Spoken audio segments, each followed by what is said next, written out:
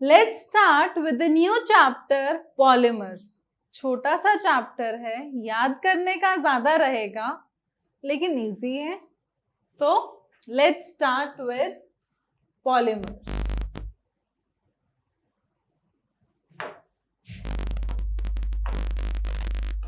Okay. तो polymers का मतलब क्या होता है? Poly means many. Mers means units. जो भी चीज मल्टीपल यूनिट्स या मेनी यूनिट्स से बन रही है उसको हम बोलेंगे पॉलीमर्स. अब ये देखेंगे कि पॉलीमर्स का केमिस्ट्री में क्या काम है. तो basically if I talk about polymer in the chemistry part, like you must have heard about polymer in maths, mathematics, जहां पर पॉलीमर का अलग मतलब होता है. तो a polymer is a large but single chain like molecules which shows up with the repeating units. Large but single chain like molecule, इसका मतलब क्या है कि यहां पर जिस तरीके से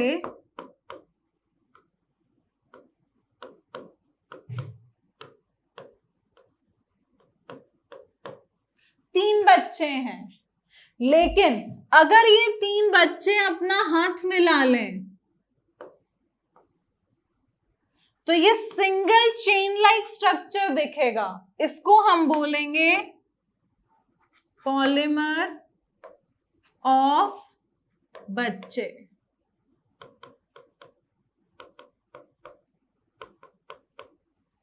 Fine. So if I talk about polymer, a polymer is a large but single chain-like molecule in which the repeating units from same molecules called monomers are held together to form a single chain called polymer. Fine. So that was polymer.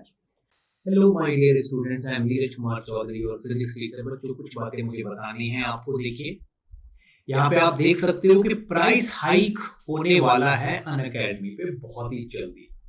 ठीक है ना. In fact ये price hike हो चुका था, लेकिन popular demand पे, बहुत सारे बच्चों की डिमांड पे इसको थोड़ा सा और डिले कर दिया, यानी कि आप लोगों के लिए कुछ दिन और एक्सटेंड कर दिया है. ठीक है ना. तो आप अभी पुराने प्राइस में ही अपना सब्सक्रिप्शन परचेज कर सकते हो. ठीक है ना. तो do it as soon as possible. ठीक है बच्चों. एक ऑफर और है, IIT JEE का प्लस सब्सक्रिप्शन ऑफर.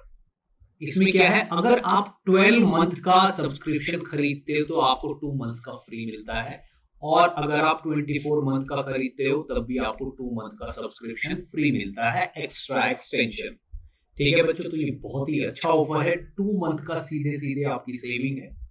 ठीक है ना. एज सुन एज पॉसिबल आप इसको जल्दी से जल्दी ग्रैब कर लीजिए. Okay. IIT JEE iconic subscription. ठीक है बच्चों. अगर आप बच्चों आइकॉनिक सब्सक्रिप्शन लेते हैं तो आपको आपके घर पे, ठीक है ना, study material free of cost मिलेगा. आपके घर पहुंच जाएगा स्टडी मटेरियल अगर आप आइकॉनिक सब्सक्रिप्शन लेते हो. ठीक है ना. जो कि 12 मंथ का, 18 मंथ और 24 मंथ का अगर आप लेते हो तब ये ऑफर आपके लिए फ्री है. समझ लीजिए, आपको अनअकैडमी के branded notes free of cost आपके घर पे मिलेंगे. ठीक. नेक्स्ट देखिए. Okay. Crack Unacademy prodigy scholarship test. बच्चों 11 करोड़ तक के अवार्ड्स इसमें रखे गए हैं, जो कि 14 to 15 अगस्त को होना है. ठीक है ना. और डेली प्रैक्टिस टेस्ट भी है इसमें, जिनमें डेली एक विनर को आईपैड मिलेगा, जो कि 12 जुलाई से डेली हो रहा है. ठीक है बच्चों. इसी में आपको एक चीज और बता देता हूं मैं. अगर आप टॉप 2 में एग्जिस्ट करते हैं, ठीक है ना, टॉप 2 में एग्जिस्ट करते हैं तो आपकी फर्स्ट ईयर की कॉलेज फी अनअकैडमी स्पॉन्सर करेगा. ठीक है बच्चों. जो कि बहुत ही बड़ी अमाउंट होगी. ठीक है. नेक्स्ट, अगर आप 1 to 10 रैंक में आते हो, ठीक है ना, तो आपको मैकबुक मिलेगा. और अगर आप 11 to 15 रैंक में आते हो तो आपको आईफोन 12 मिलेगा, और 15 से लेके यानी कि 16 से लेके आप 20 की रैंक तक आते हो तो आपको एप्पल का आईपैड मिलेगा। 21 से लेके 50 रैंक तक आपको इको, और 51 से लेके 100 रैंक तक को अमेज़न के वाउचर्स भी मिलेंगे। ठीक है बच्चों, तो ये बहुत ही बेहतरीन ऑफर है। एज सुन एज पॉसिबल अगर आपने रजिस्टर नहीं किया तो प्रोडिजी के टेस्ट के लिए आप रजिस्टर कर लीजिए, और ये इनाम मिलने के बहुत चांसेस बनते हैं क्योंकि पूल अमाउंट बहुत ज्यादा है। ठीक है बच्चों, तो इसी के साथ मैं आपसे विदा लेता हूं, और जब भी सब्सक्रिप्शन लोगे तो NKC सर लाइव कोड डालना मत भूलिएगा, इससे आपको 10% का डिस्काउंट भी मिल जाएगा। ठीक है बच्चों, थैंक यू। अब हम बात करेंगे क्लासिफिकेशन की। पॉलीमर्स इज समथिंग जिसको हम अलग अलग तरीके से क्लासिफाई कर सकते हैं। So let's go on first type of classification. हो सकता है एक टाइप का पॉलीमर दूसरे के एकदम अलग हो एक क्लासिफिकेशन में, और सेम पार्ट में आ जाए किसी और क्लासिफिकेशन में।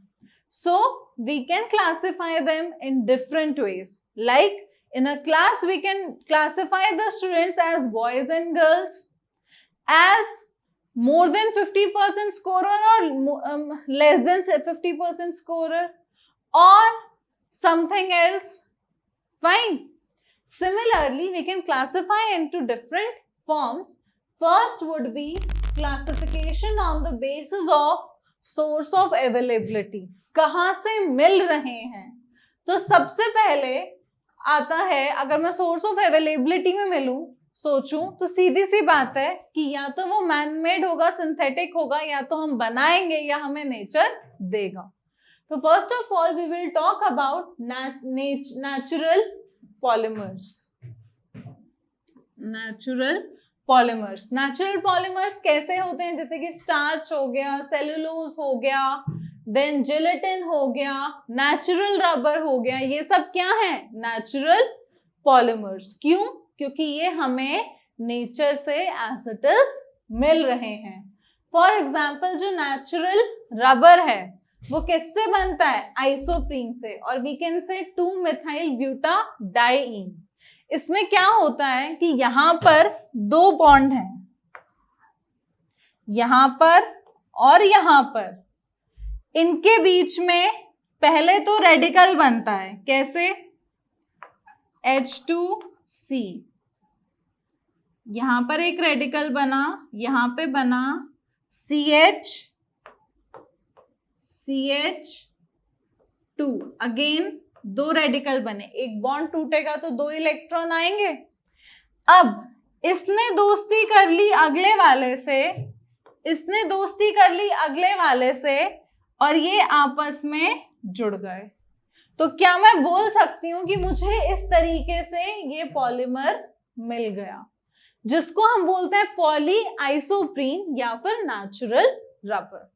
So this is a polymer of isoprene and this is a naturally found polymer जिसको हम बोलते हैं नेचुरल रबर। ऐसे बहुत से एग्जाम्पल्स हैं जैसे कि स्टार्च, सेलुलोज एटसेट्रा। फाइन। दूसरा एग्जाम्पल क्या हो सकता है? दूसरा एग्जाम्पल है सिंथेटिक पॉलीमर्स, जो कि हम मैन मेड रहते हैं, जिनको हम बना रहे हैं। For example we have polystyrene, we have PVC, we have all types of plastics, we have bakelite, we have nylon. You must have heard about synthetic clothes. जो कॉटन है वो नेचुरल पॉलीमर है, लेकिन जो नायलॉन है वो synthetic polymer है। तो synthetic polymers are basically which are not found in nature, they are man made. इसका एक एग्जांपल हम ले सकते हैं नियोप्रीन रबर। नियोप्रीन रबर की बात करूं तो neoprene rubber is prepared bye chloroprene. इसमें हम क्या करते हैं? क्लोरोप्रीन लिया, ये वाला जो C डबल बॉन्ड C है, C डबल बॉन्ड C है, वापस से वही होगा, बीच वाला बॉन्ड बन जाएगा और ये आगे दूसरी चेन से कनेक्ट हो जाएगा। और we have another example styrene butadiene rubber, इसमें भी वही होता है. You can make the polymer just like this by yourself. Just pause the video and try to make it yourself. Okay, now let's move to another type of classification. अभी हमने पढ़ा कि या तो हमारे पास पॉलीमर नेचुरल होगा या man made होगा. नेचुरल का सबसे अच्छा एग्जाम्पल याद करने के लिए है कॉटन, और मैनमेड के लिए है नायलॉन. या फिर वैसे भी अगर हम बात करें, नेचुरल में आ जाता है gelatin, starch, cellulose, natural rubber etcetera. Manmade में आ जाते हैं PVC, bakelite, many types of plastics and so on.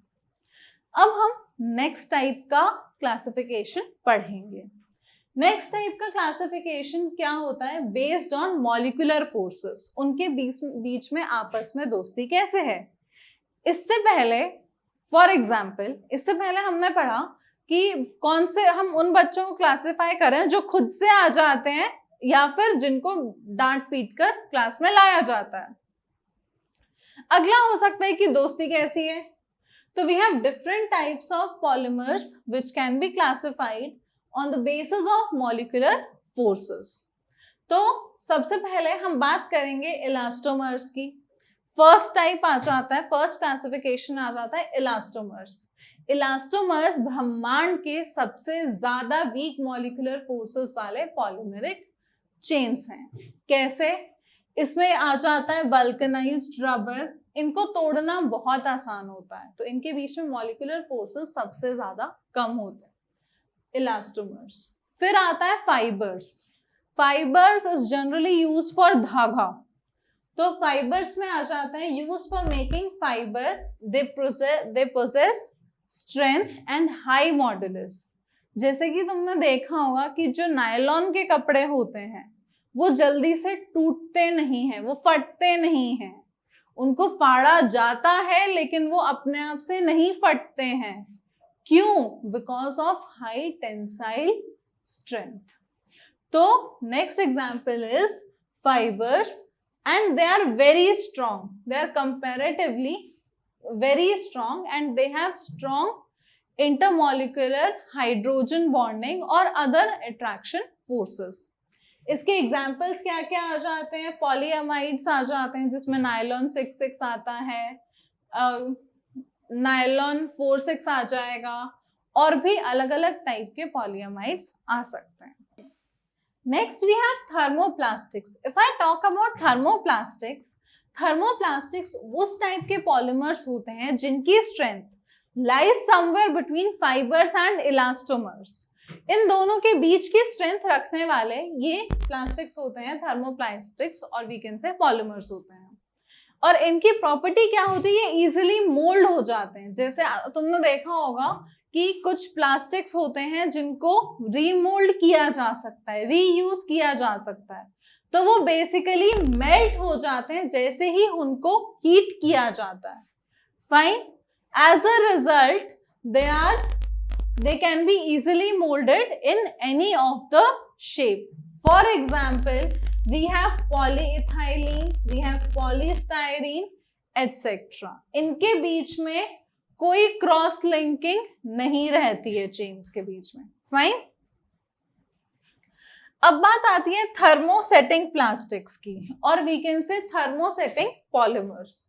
Thermosetting polymers की बात की जाए तो they are normally made from low molecular mass, और इनको इतना स्ट्रॉन्ग, इनको इस तरीके से बनाया जाता है कि जैसे ये थोड़े सेमी सॉलिड टाइप के बनाए जाते हैं, ताकि जब ये अपनी शेप ले लें तो उसके बाद शेप चेंज नहीं हो सकती हीट करने पर भी. And for example bakelite. So they are generally infusible and form an insoluble hard mass. Also, इनके बीच में बहुत ही ज्यादा स्ट्रॉन्ग क्रॉस लिंकिंग डेवलप की जाती है. इसलिए ये थर्मोसेटिंग प्लास्टिक्स और थर्मोसेटिंग पॉलीमर्स थोड़े महंगे भी रहते हैं, क्योंकि इसमें cross linking between polymer chains, expensive cross linking. Fine. इसमें क्रॉस लिंकिंग बहुत ज्यादा स्ट्रॉन्ग रहती है तभी ये अपनी शेप नहीं छोड़ पाते हैं। और इसमें एग्जाम्पल आ जाता है बेकेलाइट। बेकेलाइट की चेयर्स बनती हैं और भी बहुत जगह यूज होता है। So this was type of the classification based on molecular forces, elastomers, fibres, thermo plastics and thermosetting. Fine. तो इससे पहले हम ऑलरेडी 2 टाइप की क्लासिफिकेशन पढ़ चुके हैं। पहली क्लासिफिकेशन थी on the basis of existence, वो नेचुरल है या सिंथेटिक है। दूसरी थी उनकी मॉलिक्यूलर फोर्सेस के बेसिस पर। अब हम पढ़ेंगे मोड ऑफ पॉलीमराइजेशन के बेसिस पर। अब मोड ऑफ पॉलीमराइजेशन में भी हम 2 तरीके से क्लासिफाई कर सकते हैं। पहला जो क्लासिफिकेशन है वो है होमोपॉलीमर्स एंड कोपॉलीमर्स। होमोपॉलीमर्स का क्या मतलब रहेगा? बेसिकली होमो मींस 1। अगर एक ही टाइप के मॉलिक्यूल्स बार बार ऐड हो रहे हैं तो उसको हम बोलेंगे होमोपॉलीमर, और अगर 2 या 2 से ज्यादा टाइप के हो रहे हैं तो उसको हम बोलेंगे कोपॉलीमर। फॉर एग्जाम्पल यहाँ पर हमने लिया CH2 डबल बॉन्ड CH2, तो ये जो पॉलीमर बना वो CH2 की ही रिपीटिंग यूनिट है, तो इसको हम बोलेंगे homopolymer. On the other hand, अगर मेरे पास 2 टाइप के मॉलिक्यूल्स हैं, 1,3-ब्यूटाडाइईन और स्टाइरीन, ये दोनों ऐड होकर एक पॉलीमर बना रहे हैं जिसको हम बोलते हैं ब्यूना S, तो it will be known as copolymer. तो फर्स्ट क्लासिफिकेशन में हमने क्या देखा? एक टाइप के मोनोमर्स मींस होमोपॉलीमर, अगर 2 टाइप के मोनोमर्स या 2 से ज्यादा टाइप के मोनोमर्स तो कोपॉलीमर। ये तो हमने डिवीजन किया ऑन द बेसिस ऑफ कि कितने टाइप के मोनोमेरिक यूनिट्स हैं। अब जब मोनोमेरिक यूनिट्स आपस में जुड़ेंगे उस टाइम पर किस टाइप का रिएक्शन होगा, ये हम पढ़ेंगे सेकेंड टाइप ऑफ क्लासिफिकेशन में, that is addition and condensation polymers. अगर हम 2 पॉलीमर्स को ऐड कर रहे हैं, मान लो इसको हमने ऐड किया, अगर इसमें से कुछ भी जा नहीं रहा है, मतलब हमने अगर for example we have x+1 plus x+1, वो ऐड करने पर हमें 2x+2 जितना हम ऐड कर रहे हैं मिल रहा है, तो दैट मीन्स वो एडिशन पॉलीमर है। लेकिन एट द सेम टाइम अगर उसमें से +1 गायब हो रहा है और सीधे 2x मिल रहा है तो हम उसको बोलेंगे कंडेंसेशन पॉलीमर। वापस से आ रही हूं, एडिशन पॉलीमर्स वो पॉलीमर्स होते हैं जिनमें मोनोमेरिक यूनिट्स ऐड हुई तो कोई भी मॉलिक्यूल, छोटा सा भी मॉलिक्यूल नहीं निकला, वो सिंपली पाई बॉन्ड से अटैच हो गए। जैसे कि हमने यहाँ पर देखा, ये सिंपली पाई बॉन्ड से अटैच हो गए, ये दोनों सिंपली पाई बॉन्ड से अटैच हो गए, तो these will be known as addition polymer. On the other hand, मान लो मैंने 2 मोनोमेरिक यूनिट्स को ऐड किया, फाइन, 2 मोनोमेरिक यूनिट्स को ऐड करने पर मेरे पास कुछ भी छोटा सा मॉलिक्यूल बाहर निकल गया, फॉर एग्जाम्पल H2O निकाल दिया या अमोनिया निकाल दिया या कुछ भी छोटा सा मॉलिक्यूल बाहर निकल रहा है, तो इन दैट केस हम बोलेंगे it is a condensation polymer. So I hope you understood the difference between addition and condensation polymer. दोनों में ही 2 मोनोमर्स जुड़ रहे हैं, लेकिन एक में सिर्फ जुड़ रहे हैं, दूसरे में थोड़ा सा वेस्ट प्रोडक्ट या फिर एक मॉलिक्यूल निकाल दे रहे हैं। अब हम ये देखेंगे कि जनरली क्या क्या मेथड्स फॉलो किए जाते हैं पॉलीमराइजेशन के। तो सबसे पहले हम बात करें एडिशन पॉलीमराइजेशन। एडिशन पॉलीमराइजेशन में क्या हो रहा है कि 2 यूनिट्स ऐड हो रहे हैं, ठीक है, दोनों को एक में दूसरा डाला जा रहा है और दोनों ऐड होके अपनी एक पॉलीमेरिक चेन बना ले रहे हैं, यस और नो। और इसमें डिफरेंट स्टेजेस रहती हैं, तो वो क्या क्या स्टेजेस रहती हैं, उसमें हम किस किस टाइप से हो सकता है वो हम इस पार्ट में पढ़ेंगे। तो बेसिकली अगर हमारे पास कोई भी पॉलीमराइजेशन हो रहा है तो वो डिफरेंट तरीके से हो सकता है। रेडिकल एडिशन पॉलीमराइजेशन हो सकता है, कैटायनिक एडिशन पॉलीमराइजेशन हो सकता है, या एनायनिक एडिशन पॉलीमराइजेशन हो सकता है। सबसे पहले हम बात करेंगे रेडिकल एडिशन पॉलीमराइजेशन। इसमें क्या रहता है? It is initiated by a source of radical and terminated by other radical. For example, मान लो मेरे पास है CH2 डबल बॉन्ड CH2, ये बॉन्ड टूटा तो ये क्या बना? CH2 dot CH2 dot. अब इसने दूसरे CH2 डबल बॉन्ड CH2 को देखा तो इसने इससे बॉन्ड बनाने की कोशिश की, तो इससे क्या बन गया? CH2 dot CH2 CH2 CH2 dot, and the chain will go on. और फाइनली जब टर्मिनेट किया जाएगा तो वो रेडिकल से ही टर्मिनेट होगा। तो ये हो गया रेडिकल एडिशन पॉलीमराइजेशन। इसके बाद हम बात करेंगे कैटायनिक एडिशन पॉलीमराइजेशन की। कैटायनिक एडिशन पॉलीमराइजेशन की बात करूं तो यहां पर इनिशिएशन कैसे हो रहा है? किसी भी एसिड से। फाइन, एसिड से क्यों? क्योंकि एसिड पॉजिटिव चार्ज छोड़ेगा, प्रोटॉन छोड़ेगा। And terminated by any base. जब प्लस माइनस से फाइनली जब हमने रिएक्शन को खत्म करना होगा तब हमें प्लस को फाइनली माइनस से न्यूट्रलाइज करना रहेगा। Presence of electron donating group in the monomeric unit increases the ease of cationic addition. So basically जब भी हमारे पास इलेक्ट्रॉन डोनेटिंग रहेगा तभी तो कैटायन इजीली फॉर्म होता चला जाएगा, तो उसको हम बोलेंगे cationic addition polymerization. On the other hand जब मैं एनायनिक की बात कर रही हूं तो एनायनिक में उल्टा हो जाएगा। एनायनिक में initiated by a base and terminated bye N acid हो जाएगा, और यहाँ पे इलेक्ट्रॉन एक्सेप्टिंग ग्रुप रिएक्शन की पेस को बढ़ा देगा। Fine, so that was basic classification of polymers. अब इस चैप्टर में फाइनली हम कुछ कॉमर्शियली इंपॉर्टेंट पॉलीमर्स के बारे में पढ़ेंगे, जैसे कि सबसे पहले आ जाता है पॉलीअमाइड्स।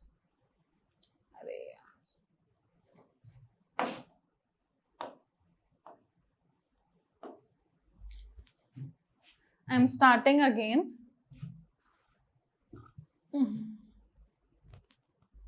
अभी तक हमने पॉलीमर्स की क्लासिफिकेशन के बारे में पढ़ा कि हम किस किस तरीके से क्लासिफाई कर सकते हैं। अब हम बात करेंगे कि हमें जो पॉलीमर्स यूज कहाँ हो रहे हैं। तो सबसे ज्यादा जो कमर्शियली यूज्ड पॉलीमर्स होते हैं उनके बारे में हम थोड़ा बहुत एक आइडिया लेंगे। सबसे पहले आ जाते हैं पॉलीअमाइड्स। पॉलीअमाइड्स का सीधा सीधा मतलब है हमारे पास एमाइड है और उसका पॉलीमर बनाना है। अब एमाइड भी अलग अलग तरीके से हो सकता है। इसका सबसे पहला एग्जाम्पल है nylon 6,6। It is prepared by the condensation polymerization. Condensation का मतलब क्या था कि कोई छोटा सा मॉलिक्यूल निकल रहा है, और अमाइड में हमारे पास COOH ग्रुप भी होता है, CO ग्रुप भी होता है और NH ग्रुप भी होता है। तो इसमें हम क्या करेंगे, हम ये देखेंगे कि हमने पहला जो मोनोमर लिया उसमें नंबर ऑफ कार्बन कितने हैं? 6। कैसे? 1 + 4 + 1। हमने सेकंड मोनोमर जो लिया, सेकंड मोनोमर में कितने कार्बन है? 6। तो अब क्योंकि ये कंडेंसेशन पॉलीमराइजेशन है, यहां से पानी निकल जा रहा है और ये क्या बन रहा है? NHCH2(6), NCO, CH2(4), and so on। और क्योंकि यहाँ पे 6 और 6 कार्बन थे तो इसका नाम हो जाएगा नायलॉन 6,6। और नायलॉन 66 बहुत ज्यादा यूज होता है शीट्स बनाने में, जो टूथब्रश होता है उसके जो ब्रिसल्स होते हैं वो बनाने में काम आता है, और टेक्सटाइल इंडस्ट्री में भी काफी काम रहता है। एक और एग्जांपल ले लेते हैं, नायलॉन 6। अब यहाँ पर तो एक ही 6 लिखा हुआ है, दूसरा नंबर तो हमें पता ही नहीं है। दूसरा नंबर इसलिए नहीं पता क्योंकि दूसरा नंबर है ही नहीं। इसमें क्या रहेगा, हमारे पास एक कंपाउंड रहता है कैप्रोलेक्टम, इसमें NH ग्रुप भी है, CO ग्रुप भी है। ये टूटेगा और ये अपने आप में एक पॉलीमर बना लेगा। इसका नाम नायलॉन 6 क्यों रखा गया, क्योंकि इसमें इन ऑल 1 2 3 4 5 6 कार्बन। इसको यूज कहाँ किया जाता है, ये रोप्स बनाने में काम आता है, टेक्सटाइल इंडस्ट्री में काम आता है, फैब्रिक्स बनाने में काम आता है, एंड सो ऑन। तो सबसे पहला जो सबसे ज्यादा कॉमर्शियली यूज्ड, जो भी हमारा कॉमर्शियली यूज्ड पॉलीमर है वो है पॉलीअमाइड, और उसके हमने 2 एग्जाम्पल देख लिए। इसके बाद हम नेक्स्ट एग्जाम्पल देखेंगे formaldehyde resins.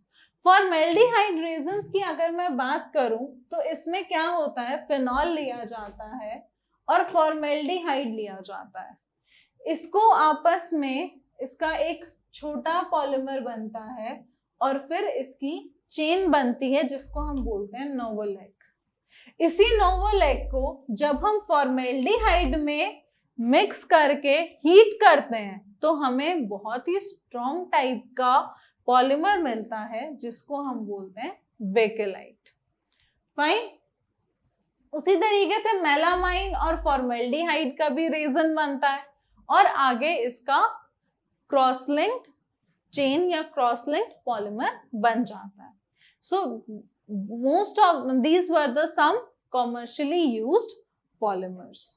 So that is basically the end of the chapter, but before ending this chapter I would like to show you some common addition polymers. कौन कौन से हैं?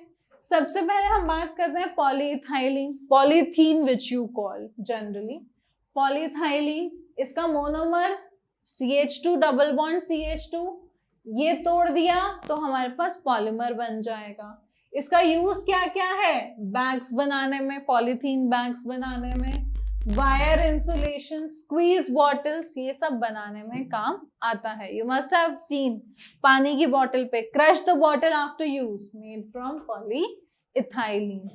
उसके बाद आता है पॉलीप्रोपाइलीन, इसमें प्रोपीन प्रोपाइलीन इसका मोनोमर रहता है।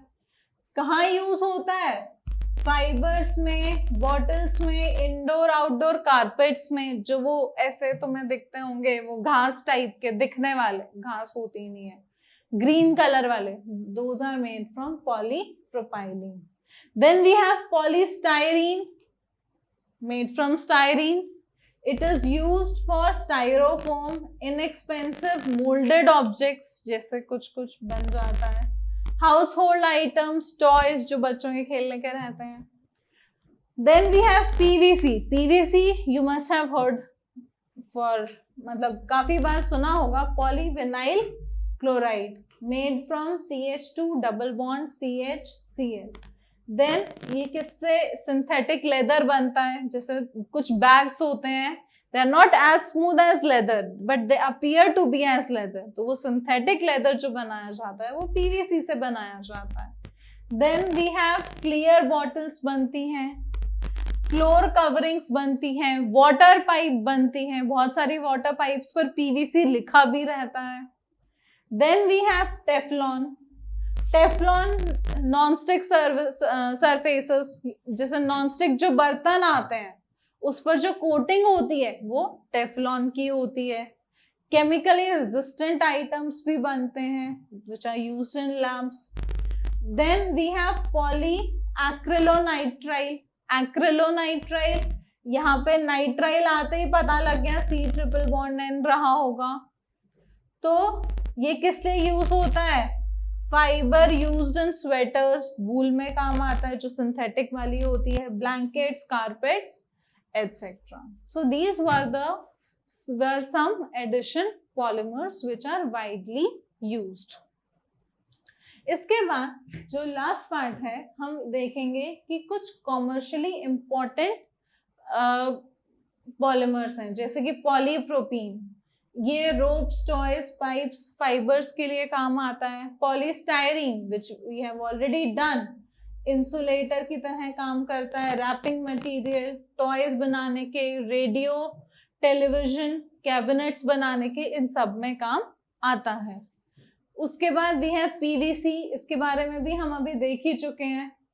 Then we have urea formaldehyde resin, जो हमने लास्ट एग्जाम्पल पढ़ा था। It is made from urea plus formaldehyde, somewhat like those. किस लिए काम आता है? अनब्रेकेबल कप्स बनाने में काम आता है। जो कुछ कप्स होते हैं, एक तो मेलामाइन के होते हैं, वो इजीली टूट जाते हैं, लेकिन कुछ प्लास्टिक टाइप के कप्स आते हैं, वो बनाने में क्या काम आता है? Urea formaldehyde resin. Laminated sheets बनाने में, लेमिनेशन के लिए जो शीट्स रिक्वायर्ड होती हैं, उसमें काम आता है। Then we have glyptal. Glyptal में मोनोमर्स क्या क्या है? Ethylene glycol and phthalic acid. ये किस काम आता है? पेंट्स एंड लैक्विड्स में काम आता है। बेकेलाइट, बेकेलाइट तो बहुत ही ज्यादा वाइडली यूज्ड है, वो हम ऑलरेडी देख चुके हैं, फिनॉल और फॉर्मेल्डिहाइड से बन रहा है। ये किसमें? कॉम्स बनाने में काम आता है, इलेक्ट्रिकल स्विच बनाने में काम आता है, चेयर्स वगैरह में काम आता है। ये सब चीजें polymers are widely used in these all examples.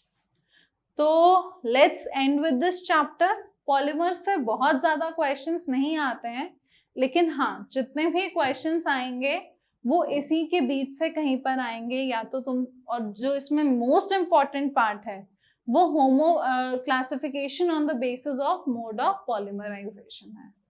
So thank you.